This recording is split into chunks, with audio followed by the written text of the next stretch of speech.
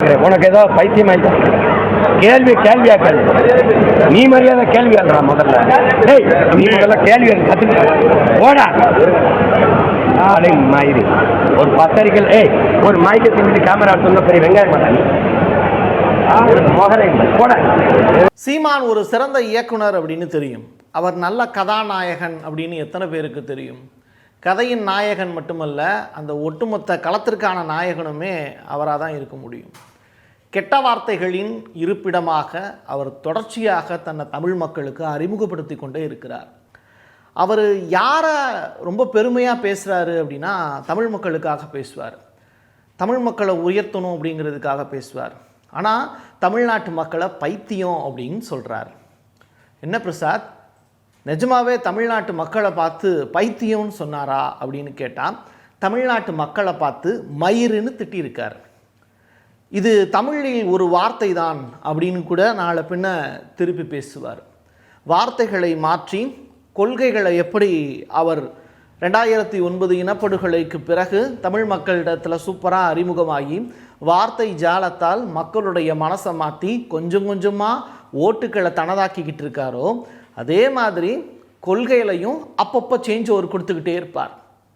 காலத்துக்கு ஏற்ற மாதிரி கொள்கைகளை மாற்றிக்கிட்டே போகிறதுல கெட்டிக்காரத்தனமான ஒரு அரசியல்வாதி யாருன்னா சீமான் தான்.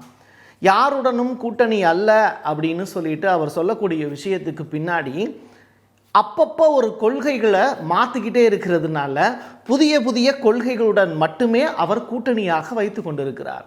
இதை தமிழ்நாட்டு மக்களும் நன்கு அறிவார்கள். சரி, சீமான் எதை நோக்கி போயிட்டுருக்காரு அப்படிங்கிறது உங்களுக்கு தெரியுமா? நிச்சயமாக அவர் கீழ்ப்பாக்கத்தை நோக்கி போகவில்லை. காரணம் என்னென்னா, அவர் தமிழ்நாட்டையே கீழ்ப்பாக்கமாக தான் நினைக்கிறார். அப்படித்தான் இன்றைக்கி அவர் பேசி இருக்கக்கூடிய பேச்சுக்கள் சமூக ஊடகங்களில் வைரல் காட்சிகளாக இருக்குது. சரி, என்ன நடந்தது அப்படிங்கிறத நான் டீட்டெயில்டாக சொல்லிடுறேன். புதுச்சேரி, கடலூர் ஒருங்கிணைந்த தொகுதிகளுக்கான கலந்தாய்வு கூட்டம் ஒன்று பாண்டிச்சேரியில் நடக்குது. சரி, பாண்டிச்சேரியில் நடக்குது அப்படின்னா பாண்டிச்சேரியிலேருந்து எவ்வளவு தூரத்தில் அப்படிங்கிறத மக்களாகி நீங்கள் தெரிஞ்சுக்கோங்க. ஏன்னா ஒரு ப்ரெஸ் மீட் நடக்குதுன்னா முக்கியமாக அது எந்த இடம் அப்படிங்கிறது நீங்கள் தெரிஞ்சுக்கணும். இது வில்லியனூர் அப்படின்னு சொல்லிட்டு புதுச்சேரியிலேருந்து ஒரு 10 to 12 கிலோமீட்டர் தூரத்தில் இருக்கும் அந்த இடம். ரைட்டாக தனியார் கல்யாண மண்டபத்தில் அந்த மீட்டிங் ஒன்று ஆர்கனைஸ் பண்ணுறாங்க.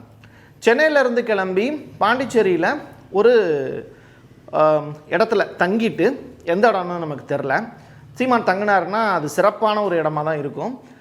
ஏன்னா தமிழ்நாட்டை ஆள துடிக்கக்கூடிய எனக்கு வாழ்வதற்கான வீடு இல்லை அப்படின்னு வருத்தப்பட்டவர் தான் இந்த சீமான். மக்களுக்காக தெருவில் இறங்கி பிச்சை கேட்டு, எப்படி பிச்சை அப்படிங்கிற வார்த்தை தமிழில் தப்பு கிடையாது. சிவனே நேரடியாக இறங்கி தமிழ்நாட்டில் பிச்சை கேட்ட வரலாறுகள்லாம் இருக்குது.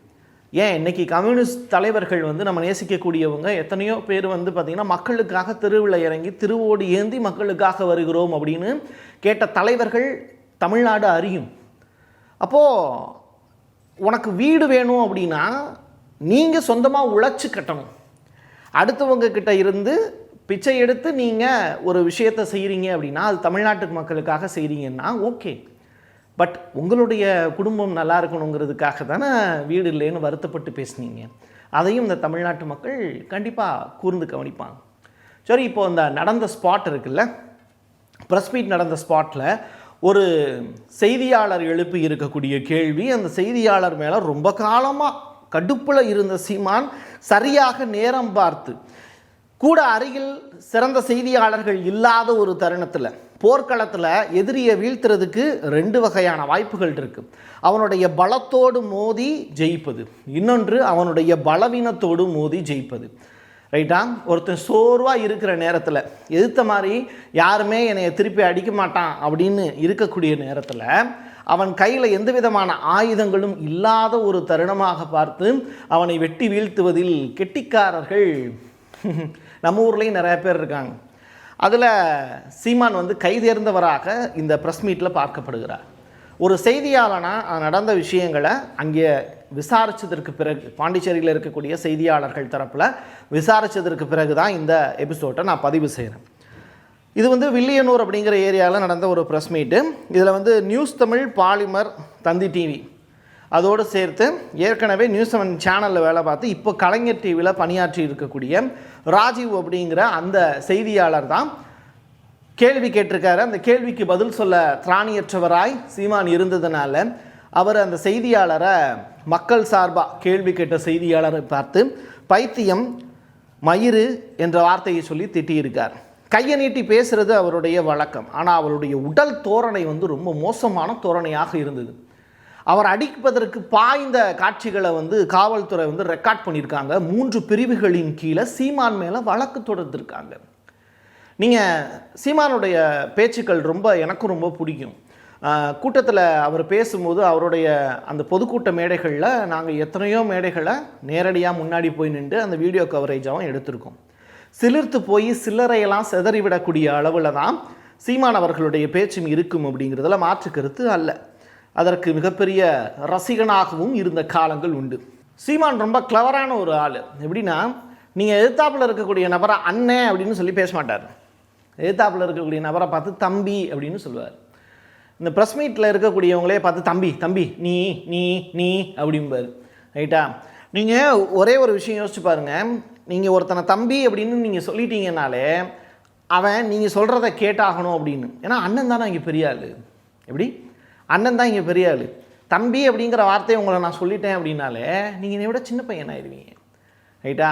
இந்த வார்த்தை ஜாலத்தை ரொம்ப அழகாக கையாள தெரிந்தவர் சீமான். அதனால் ஒரு ப்ரெஸ் மீட்டில் தம்பி தம்பி நீங்கள் என்ன கேள்வி கேட்குறீங்க அப்படிங்கிற மாதிரி பேசுவார்.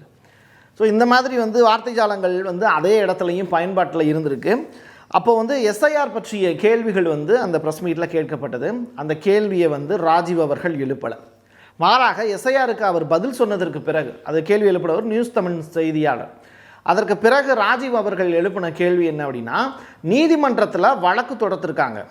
அந்த வழக்கில் டிஎம்கே வழக்கு தொடுத்திருக்காங்க. அப்படி இருக்கும்போது நீங்கள் இரட்டை நிலைப்பாடு அப்படின்னு எதை வைத்து சொல்கிறீர்கள் அப்படிங்கிறது தான் கேள்வி.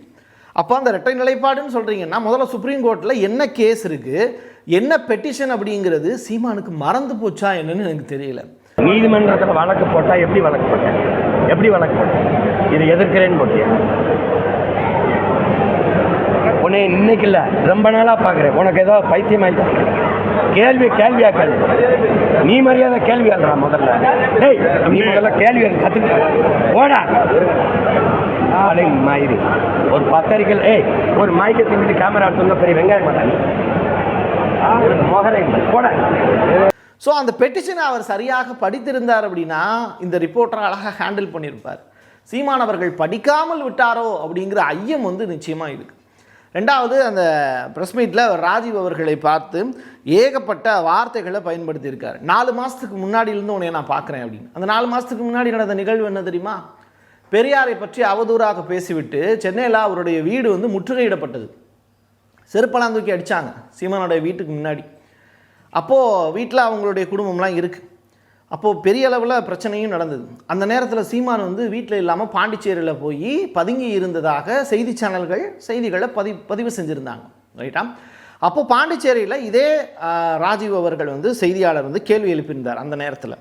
அப்போது பெரியாரை நீங்கள் தாத்தான்லாம் சொன்னீங்க, இன்றைக்கி தேதிக்கு பெரியாரை இப்படி வசைப்பாடுறீங்களே, அப்பப்போ நீங்கள் கொள்கைகளை மாற்றிக்கிட்டே இருப்பீங்களான்னு அவர் அப்போ கேள்வி கேட்டிருந்தார். அதுக்கு தான் சீமான் சைடில் இருந்து பயங்கர கடுப்பு அந்த காத்திருந்து கரெக்டாக பழி வாங்கக்கூடிய நிகழ்வு இன்றைக்கி அரங்கேறியிருக்கு. எதனால் பிரசாத் காத்திருந்து பழி வாங்கியிருக்காருன்னு சொல்கிறீங்க அப்படின்னா, இது தனியார் மண்டபம்.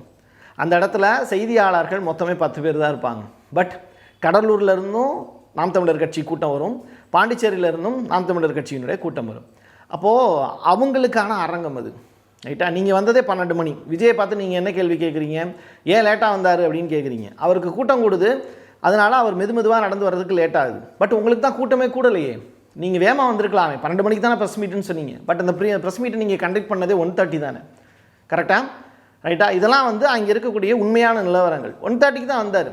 நீங்கள் தூங்கி எழுந்து மெதுவாக நீங்கள் வருவீர்கள் எல்லா ப்ரெஸ் மீட்டுக்கும் அப்படிங்கிறது தெரியும். சீமான 1-to-1 இன்டர்வியூ எடுத்த காலங்கள்லேயே அவருடைய வீட்டில் வலசரவாக்கத்தில் இருந்தப்போ வீட்டில் போய் இன்டர்வியூ எடுக்க போகிறோம் அப்படின்னா நன்றாக காலையில் நல்லா தூங்கிட்டு சாப்பிட்டுட்டு தூங்கிட்டு மதியம் 2-3 மணிக்கு மேலே தான் அவருடைய ப்ரெஸ் மீட் அப்படிங்கிறதே இருக்கும். தெரியுமா உங்களுக்கு? ஸோ இந்த அளவிற்கு வந்து தமிழ்நாட்டு மக்களை நேசிக்கக்கூடிய ஒரு அன்பாளன் பண்பாளன் தமிழ்நாட்டினுடைய செல்லப்பிள்ளை சீமான் அவர்கள் ஒரு செய்தியாளரை இவ்வளவு தூரம் வசைபாடு இருப்பது தமிழக மக்களுக்கு விடுக்கப்பட்டிருக்கக்கூடிய சவால். அந்த ரிப்போர்ட்டர் வந்து கேள்விகளை சரியாக தொடுத்தாரா, அவர் வந்து நல்ல கேள்விகளை கேட்டாரா அப்படிங்கிறது ஒரு பக்கம்.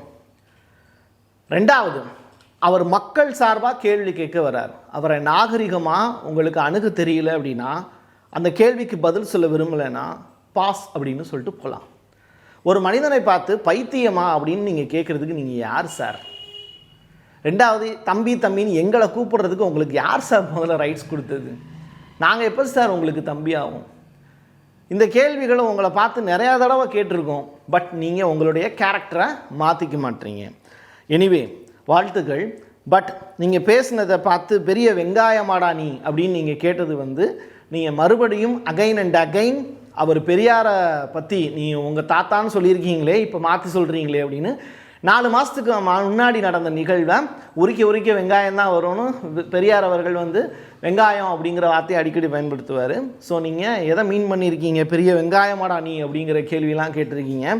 ஸோ ஆளையும் முகரையும் பாருன்னு உருவக்கேள்வி வேறு ஒரு செய்தியாளரை பார்த்து பண்ணியிருக்கீங்க. அவரும் மக்களில் ஒருத்தர் தான்.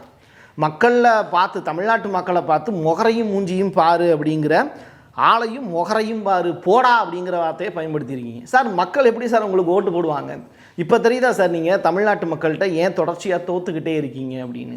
ஏன்னா உங்களுக்கு மரியாதையான வார்த்தைகளை பயன்படுத்த தெரியவில்லை.